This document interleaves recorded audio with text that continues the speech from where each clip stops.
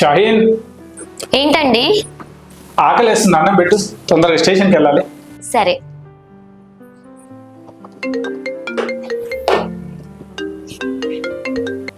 Hello, Veeraswamy చెప్పు.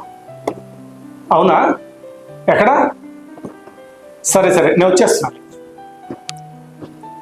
షాహీన్, ఏంటండి? అర్జెంటుగా స్టేషన్కి వెళ్ళాలి, భోజనం తర్వాత చేస్తాను. ఇప్పుడే కదా వచ్చింది, మీరు భోజనం కూడా చేయకుండా ఏంటి? కమాన్ బజార్లో గొడవ అవుతుందంట, స్టేషన్ నుంచి కాల్ వచ్చింది, నేను అర్జెంటుగా వెళ్ళాలి, మళ్ళీ ఫోన్ చేస్తాను నీకు. సరే. మమ్మీ డాడీ ఎక్కడా? ఇంకా రాలేదమ్మా. ఎగ్జిబిషన్కి వెళ్దామన్నారు కదా. నువ్వే కాల్ చేసి కనుక్కో. హలో డాడీ, చెప్పు తల్లి. ఎగ్జిబిషన్కి వెళ్దామన్నారు కదా. డ్యూటీలో ఉన్నా నాన్న, కొంచెం బిజీగా ఉన్నా. డ్యూటీయా?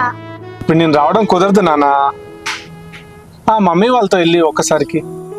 మళ్ళీ మమ్మీతోనేనా?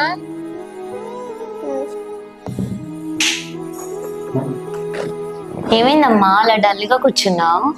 మళ్ళీ నీతోనే వెళ్ళమంటున్నారు. డాడీ నన్ను ఎక్కడికి తీసుకొని వెళ్ళారు.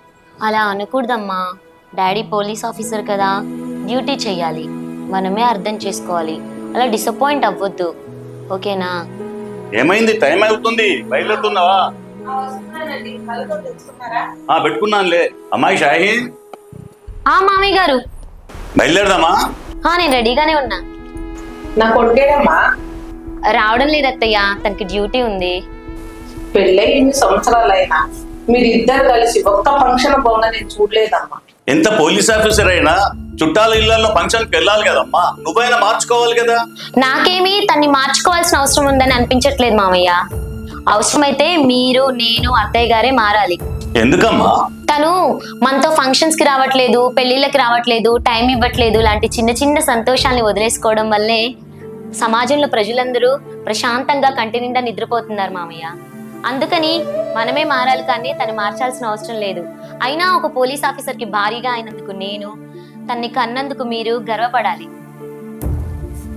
మొత్తం మీద పోలీస్ ఆఫీసర్ భార్య అనిపించుకున్నావమ్మా. సరే సరే, పద ఫంక్షన్కి వెళ్దాం, పదండి. నడు. ఎండనక వాననక రేయనక పగలనక మన కోసం ఆహర్నిశలు డ్యూటీ చేసేది పోలీస్. కంటి నిండా వాళ్ళు నిద్రపోకుండా మనం ప్రశాంతంగా గుండె మీద చేయి వేసుకొని పడుకునేలాగా మేమున్నామని హామీ ఇస్తారు పోలీస్.